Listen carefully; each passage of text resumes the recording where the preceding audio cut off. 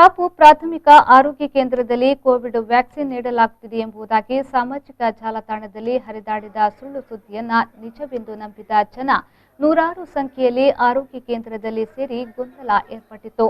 Covid vaccine ಪಡೆಯಲು ಆಗಮಿಸಿದ ಜನರೊಂದಿಗೆ ಮಾತನಾಡಿ ವೈದ್ಯಾಧಿಕಾರಿ ವ್ಯಾಕ್ಸಿನ್ ಇಲ್ಲದಿರುವ ವಿಚಾರವನ್ನು ತಿಳಿಸಿ ಮನವರಿಕೆ ಮಾಡಲು ಪ್ರಯತ್ನಿಸಿದ ಪ್ರಯತ್ನ ವಿಫಲವಾಗಿತ್ತು. ಸಾರ್ವಜನಿಕರು ಆಕ್ರೋಶಿತರಾಗಿದ್ದು ಸಿಬ್ಬಂದಿಗಳೊಂದಿಗೆ ಮಾತಿನ ಚಕಮಕಿ ನಡೆಯಿತು.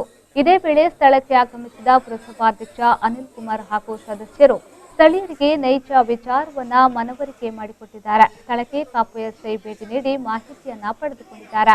ಕರ್ನಾಟಕ ಸರ್ಕಾರ ಎಷ್ಟು ವ್ಯಾಕ್ಸಿನ್ ಪ್ರೊಕ್ಯೂರ್ ಮಾಡ್ತಾ ಇದೆ ಪಾಪ್ಯುಲೇಷನ್ ಪ್ರಕಾರ ಅವರು ಕೊಡ್ತಾನೆ ಇದ್ದಾರೆ. ಸೊ ಕಾಪು PHCಗೆ ಎಷ್ಟು ಪ್ರಾಥಮಿಕ ಕೇಂದ್ರಕ್ಕೆ ಎಷ್ಟು ವ್ಯಾಕ್ಸಿನ್ ಬರಬೇಕು ಹಂಗೆ ಅವ್ರು ಕೊಡ್ತಾ ಇದ್ದಾರೆ. ಈಗ ಇವತ್ತು ಪಡುಬಿದ್ರೆಗೆ ಮತ್ತೆ ಕಾಪುಗೆ 200 ಡೋಸ್ ಕೊಟ್ಟಿದ್ದಾರೆ ಅವರು. ಸೊ ಅದೇ ಹಿನ್ನೆಲೆಯಲ್ಲಿ ನಾವು 100 ಡೋಸು ಕಾಪು ಇದು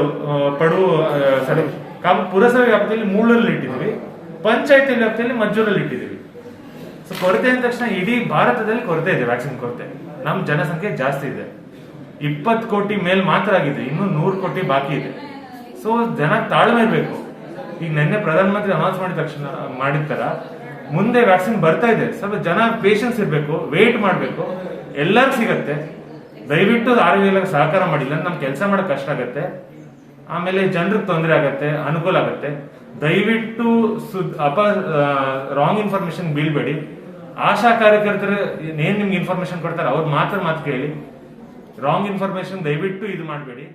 ಆ ಬಳಿಕ ವೈದ್ಯಾಧಿಕಾರಿ ಸುಬ್ರಯ್ಯ ಕಾಮತ್ ಅವರು ಮಾತನಾಡಿ ಆರೋಗ್ಯ ಕೇಂದ್ರದಲ್ಲಿ ಸ್ಥಳದ ಅಭಾವ ಇರುವುದರಿಂದ ಜಿಲ್ಲಾಧಿಕಾರಿಯವರ ಆದೇಶದಂತೆ ಇಲ್ಲಿ ಫ್ರಂಟ್ ಲೈನ್ ವಾರಿಯರ್ಸ್ ಮತ್ತು ಹೊರ ರಾಜ್ಯಗಳಿಗೆ ತೆರಳುವವರಿಗೆ ಮಾತ್ರ ಲಸಿಕೆ ನೀಡಲಾಗುತ್ತಿದ್ದು ಅದನ್ನ ಜನರು ತಪ್ಪು ಗ್ರಹಿಸಿ ಆಗಮಿಸಿ ಗೊಂದಲವಾಗಿದ್ದು ಜನ ನಮ್ಮೊಂದಿಗೆ ಸಹಕರಿಸುವಂತೆ ಮನವಿಯನ್ನ ಮಾಡಿಕೊಂಡಿದ್ದಾರೆ.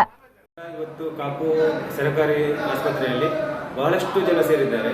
ಇದೊಂದು ಕಾರಣ ಇಷ್ಟೇ, ಇದರ ಮಾಹಿತಿಯ ಕೊರತೆಯಿಂದಾಗಿ ಇಲ್ಲಿ ಇವತ್ತು ಜನ ಎಷ್ಟು ಅಂತ ಹೇಳಿ ಕಾರಣ ಆಯಿತು. ಇಲ್ಲಿ ಏನಾಗಿದೆ ಅಂದ್ರೆ ಡಾಕ್ಟರ್ಸ್ ಏನು ಹೇಳ್ತಾ ಇದೆ ಅಂದ್ರೆ ನಾವು PHCಯಲ್ಲಿ ಫಸ್ಟ್ ಡೋಸ್ ಯಾರಿಗೂ ಕೂಡ ಕೊಡ್ತಾ ಇಲ್ಲ, ಸೆಕೆಂಡ್ ಡೋಸ್ ಮತ್ತೆ ಫ್ರಂಟ್ ಲೈನ್ ಅವರ್ಸಿಗೆ ಮಾತ್ರ ಇಲ್ಲಿ ಕೊಡ್ತಾ ಇದ್ದೀವಿ. ಯಾಕೆ ಕೊಡ್ತಾ ಇದೆ ಅಂತಂದ್ರೆ ಇಲ್ಲಿಗೆ ಕೆಲವರು ಟೆಸ್ಟಿಗೋಸ್ಕರ ಬರ್ತಾ ಇರ್ತಾರೆ, ಪಾಸಿಟಿವ್ ಆದ್ರೆ ಬರ್ತಾ ಇರ್ತಾರೆ, ಮತ್ತೆ ಫಾರಿನ್ ಹೋಗುವವರು ಮತ್ತೆ ಬಾಂಬೆ ಹೋಗುವವರು ಟೆಸ್ಟ್ ಬರ್ತಾ ಇರ್ತಾರೆ. ಹಾಗಾಗಿ ಇಲ್ಲಿ ಜಾಗದ ಕೊರತೆ ಇರೋದ್ರಿಂದ ಸೋಷಿಯಲ್ ಡಿಸ್ಟೆನ್ಸ್ ಮಾಡ್ಲಿಕ್ಕೆ ಆಗುದಿಲ್ಲ. ಅದಕ್ಕೋಸ್ಕರ ನಾವು ಫಸ್ಟ್ ಡೋಸ್ ಅನ್ನು ಬೇರೆ ಕಡೆ ಕೊಡ್ತಾ ಇದ್ದೇವೆ, ಸೆಕೆಂಡ್ ಡೋಸ್ ಮತ್ತು ಫ್ರಂಟ್ ಲೈನ್ ಅವರ್ಸ್ ಇಲ್ಲಿ ಕೊಡ್ತಾ ಇದ್ದೇವೆ ಅಂತ ಅವರು ಮಾಹಿತಿ ಕೊಟ್ಟಿದ್ದಾರೆ. ಬಟ್ ಜನರಿಗೆ ಮಾಹಿತಿ ಕೊರತೆಯಿಂದಾಗಿ ಇಲ್ಲಿ ಇವತ್ತು ಜನ ಸೇರಿದ್ದಾರೆ. ಹಾಗಾಗಿ ಇಲ್ಲಿ ಫಸ್ಟ್ ಡೋಸ್ ಯಾರಿಗೂ ಕೂಡ ಇಲ್ಲಿ ಇನ್ನು ಮುಂದೆ ಕೂಡ ಕೊಡುವುದಿಲ್ಲ ಅಂತ ಡಾಕ್ಟರ್ ಈಗಾಗಲೇ ಹೇಳಿದ್ದಾರೆ. ಅವರವರ ಏರಿಯಾದಲ್ಲಿ ಕ್ಯಾಂಪ್ ಅನ್ನು ಮಾಡಿ ಫಸ್ಟ್ ಡೋಸ್ ಕೊಡ್ತಾ ಇದ್ದಾರೆ. ಸುರೇಶ್ ಶರ್ಮಾ, ವಿಪೋ ನ್ಯೂಸ್, ಪಡುಬಿದ್ರೆ.